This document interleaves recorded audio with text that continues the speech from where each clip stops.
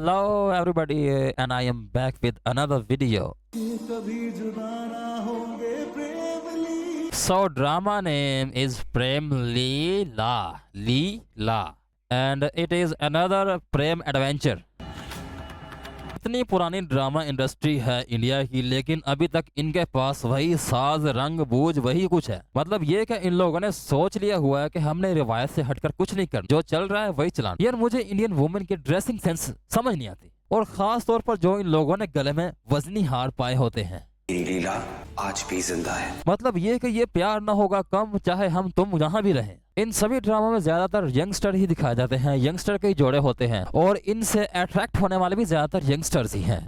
और फिर से बात वही कि दो बंदे बात कर रहे होंगे, बाकी सारे के सारा घर खड़ा होकर देख रहा होगा अदब से। जो जहाँ खड़ा होता है वहीं खड़ा रहता है, उसकी मजाल नहीं कि वो आगे आकर कुछ बात भी कर सके, आर्गुमेंट भी दे सके बीच। वुड यू बिलीव ये सारे का सारा ड्रामा सिर्फ एक लव स्टोरी के लिए चल रहा है कि उसकी लीला कहीं गुम हो गया है, कि ये बंदा उस लीला को लेके ही जाएगा। और दादी ने इसको ब्लैकमेल करने के लिए, भाई तू ये क्या कर रहा है, अपने आप को गोली मारने की एक अटेम्प्ट की है। हमारे यहाँ अभी तक भी वही घरेलू पॉलिटिक्स चल रही है और ये ड्रामे वाले हमारे बुड्ढों को भी बड़ा सख्त गिर बना रहे हैं, बल्कि इतना सख्त बना रहे हैं कि वो अपने बच्चों की बात मानने से बिल्कुल ही कासिर है, समझते भी नहीं है। अब इस दादी की जिद है, या तो लीला या तो मैं, मतलब कि फुल नॉनसेंस। अब ये कौन प्रेफर करेगा भाई, जब एक तरफ खूबसूरत और यंग लड़की हो और दूसरी तरफ एक बुढ़ी दादी हो। ऑब्वियसली इस लड़के को प्रेफर करना चाहिए उस खूबसूरत और यंग लड़की को। दादी आज नहीं तो कल गई, दादी ने कौन सा अपने पोते के बाल जमने हैं। दादी ने जो कहना था कह दिया, लेकिन उसके बाद से लोगों के रिएक्शन शुरू हो गए। वही पुरानी रीत जो स्टार प्लस से चलती आ रही है, सब अपना अपना अलग अलग देते हैं। जो ज्यादातर हम लोगों को दिखाने की कोशिश करते हैं वो ये है कि भाई अगर एक लड़की तेरे से गुम हो गई है ना, मर गया, तो तूने सिर्फ उसके लिए रिजर्व रहना है, फिर चाहे तुझे अपनी कब्र तक क्यों ना जाना पड़े, तूने रिजर्व लेना बस। उस सीट पर तेरी माशूक के अलावा और कोई नहीं बैठ सकता, तू खत्म। मतलब कि हम लोग अपने ड्रामों में ये दिखाने की कोशिश करते हैं कि तुम्हारे पास सिर्फ एक ऑप्शन है, and that is why we are not living in the real world। ओए होए होए पुआन माशूक ते teddy वावाई। Definitely he will select this girl। ओए होए होए पूरा पटोला ही पुआन। ओए साले पाछड़े सिर्फ और सिर्फ। अच्छा तुम्हें लग रहा होगा कि ये लड़की किसी सामने खड़े हुए बंदे से बात कर रही है, लेकिन ऐसा बिल्कुल भी नहीं है। ये अपनी इमेजिनेशन से बात कर रही है और किसी से नहीं। और ये वाली बुरी आदत तकरीबन इंडियन हर ड्रामे में पाई जा रही है, and it is not good for the practical life. ओए हो यार इसकी अपर शर्ट चेक करो, कमाल की इसकी ड्रेसिंग सेंस है यार, फैशन का कमाल है यार, बीच बीच में से ग्लैमर भी नजर आ रहा है। अब ये बंदा भी अपनी इमेजिनेशन से बातें कर रहा है, मतलब कि कोई प्रैक्टिकल बात इन लोगों में है ही नहीं। और एक और बात सुनिए जरा, 22 मिनट की एक एपिसोड है, लेकिन उस 22 मिनट में से तकरीबन 3 या 4 मिनट सिर्फ इनके इमोशन पे म्यूजिक जो लगता है ना उस पे ही गुजर जाते हैं, और बाकी रही सही जो कसर है वो इनके रिएक्शन दिखाने में गुजार देते हैं। अब ये लड़का 10 मिनट और 43 सेकंड पे जंगल में आया था, लेकिन ये वहाँ खड़ा रहा, 15 मिनट तक बंदा जंगल में ही रहा है। इस तरह से ये लोग लंबे लंबे ड्रामे बनाते हैं, स्टोरी को बिला वजह खींच कर। एज यूजुअल हर इंडियन ड्रामे में कुछ चुगलखोर और कुछ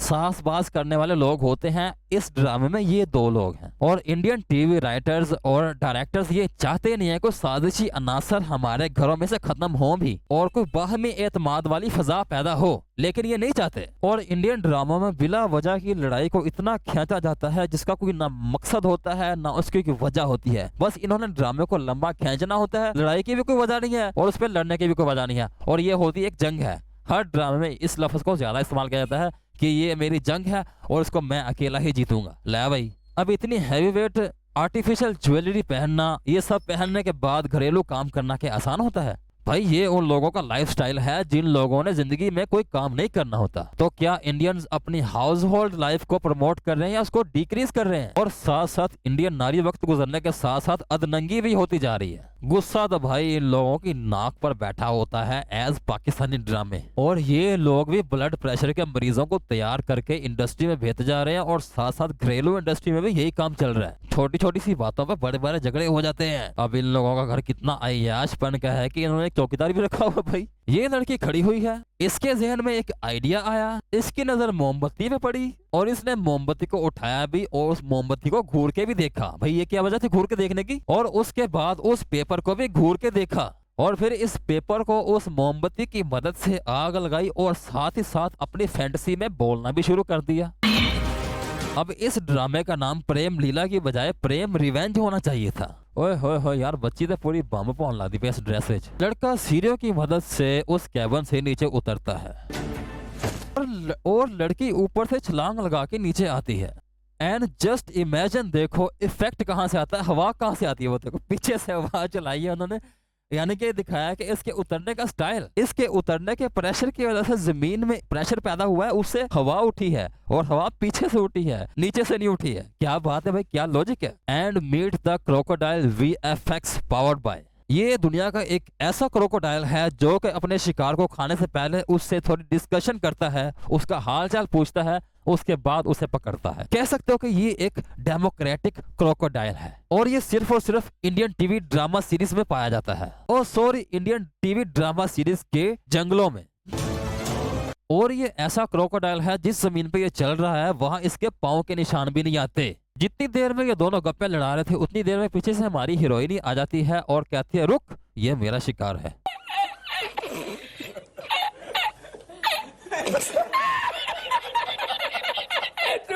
मतलब कि अगर जानवरों में इंसानियत आ जाए तो इंसानों और जानवरों में क्या फर्क रह गया। इंसान भी एक सिविलाइज एनिमल है ना, तो ये डिप्लोमेसी इनके बस की बात कब से हो गई। और मतलब कि ये कैसा क्रोकोडाइल है जिसकी आंखें ही नहीं है। भाई क्रोकोडाइल की आंखें तो इतनी बड़ी होती हैं, वो वैसी नजर आ जाती है, लेकिन ये तो बेचारा अंधा क्रोकोडाइल है। इसलिए तो मैं कह रहा था यार, ये बंदा उसे पकड़ क्यों नहीं, मतलब ये क्रोकोडाइल उस बंदे को पकड़ क्यों नहीं रहा, इसको तो नजर नहीं आता, अंधा है ये तो। जब तक इंडियन और पाकिस्तानी टीवी ड्रामों से ऐसा कल्चर डिलीट नहीं ना होगा तब तक ये लोग सिविलाइज नहीं होंगे, मतलब हम भी इंक्लूडिंग। और हम ऐसे कल्चर को फख्र दिखाते हैं, फख्रिया तौर पर, लेकिन ये फख्र की बात नहीं है, ये हमारी डिग्रेडेशन है। मतलब कि ऐसे लोगों को कानून से ऊपर दिखाना और कानून को इन लोगों के सामने नीचा दिखाना, ये हमारे ट्रेंडिंग है। और मैं तुम लोगों को अभी से कहता हूँ कि ये जो इन लोगों की दुश्मनियां दोनों की, ये आगे जाके मोहब्बत में बदल जाएगी। हाँ जी, ये जरा इस बंदे का चाकू रखने का स्टाइल देखो जरा, साथ साथ ठरक भी और साथ साथ चाकू भी रख दिया। मतलब कि इस बंदे ने आर्गुमेंट्स में ही तकरीबन 5 से 6 मिनट ले लिए हैं। भाई तूने भागना तो भाग के काम खत्म कर, तू उससे बहस क्या कर रहा है, किस चीज की बहस कर रहा है। एक घूसा मार उसको, वो बेहोश हो जाएगी, जो कि दिखाया जाता है ज्यादातर स्टाइल यही होता है, एक घूसा मारते हैं अगला बंदा बेहोश। लेकिन ये बंदा थोड़े से आर्गुमेंट्स कर रहा है ताकि उसकी यादें इसके जहन में कुछ रह जाए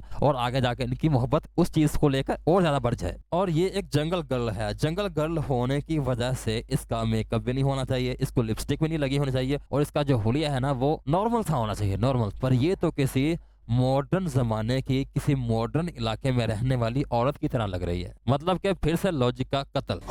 राजपूत औरतें जब कुछ लो जी, जात पात की चर्चा भी हो गई इधर। ये लोगों का माइंड का डेवलप नहीं होने दे रही है, बरादियों को बीच में लेके आते हैं और दिखाने की ये कोशिश कर रहे हैं कि सिर्फ और सिर्फ राजपूत औरतें ही डिटरमिन होती हैं, बाकी सारी की सारी ढीली होती हैं। मतलब कि बाकी सारे का सारा इंडिया बेकार है, सारे इंडिया की औरतें बेकार हैं, सिर्फ राजपूत औरतें और राजपूत मर्द ही जीने के हकदार हैं। अब डाकू रानी से लेकर उसकी जो मोटर बाइक चला रही है उसकी हर चीज टिप टॉप है भाई, ये किस तरह की डाकू रानी है। और साथ ही एक रजिस्टर्ड नंबर प्लेट भी यूज कर रही है। ये मोहतरमा की गाड़ी ठुकी सिर्फ एक पत्थर से। मोहतरमा ने गाड़ी को परली तरफ करके निकालने के बजाय गाड़ी से उतरना प्रेफर किया और पीछा करना शुरू कर दिया, जबकि मोहतरमा उसको दोबारा गाड़ी चलाकर आसानी से पकड़ सकती थी। यह भी एक बार लॉजिक का फिर से कत्ल हो चुका है। ओए होए होए होए, डाकू रानी क्या नजारे और क्या फेस एक्सप्रेशन और क्या रनिंग करने का स्टाइल, मैं तो कुर्बान भाई तेरे पे। अगर इस तरह के डाकू होना तो बंदा इनके पास किडनैप होकर रहना ज्यादा सिक्योर फील करता। मतलब कम से कम मैं तो प्रेफर करूं, हो ना हो डाकुओं में थोड़ा सा ग्लैमर होना चाहिए ताकि जो बंदा किडनैप हुआ है उसका दिल भी लगा रहे, क्योंकि आफ्टर ऑल इंसान ज्यादातर अपनी जिंदगी एंटरटेनमेंट से ही बहलाता है और सिचुएशन चाहे कैसे भी हो इंटरटेनमेंट इंसान का होते रहना चाहिए। अब इस डाकू रानी का अपने सब्जेक्ट को दोबारा पकड़ने का स्टाइल बड़ा अजीबोगरीब सा। वो बंदा इससे ज्यादा दूर आगे भाग रहा था, लेकिन इसने जब अपना पग खोली और उसको रस्सी की तरह घुमाया, रस्सी की तरह घुमाने के बाद उस बंदे को आसानी से पकड़ लिया। ये भी एकदम से पता नहीं कैसे हो। वो लड़का तो ऐसे था जैसे इसके पास खड़ा है और उसने उसके ऊपर अपना रुमाल फेंका और उसे पीछे खींच लिया भाई, और ना ही वो बोल सका, और वो रुमाल भी डायरेक्टली उसके मुंह के अंदर ही गया ताकि वो बोल ना सके भाई। और मेरा लॉजिक तो ये कहता है कि इस तरह मुंह के आगे को कपड़ा आ भी जाए फिर भी इंसान बोल सकता है, अदरवाइज उसके मुंह के ढका ना जाए। तो इस तरह से प्रेशर तो सिर्फ उसके लिप्स पे पड़ रहा है, और उस लड़के में भी इतनी सेंस नहीं है कि ऊपर नीचे होकर इस कपड़े को पीछे भी हटा सकता है, लेकिन नहीं। तो अब तक के लिए इतना ही, फिल वक्त इतना ही काफी है। इस ड्रामे की फर्दर अपडेट्स लेते रहा करेंगे। Okay bye.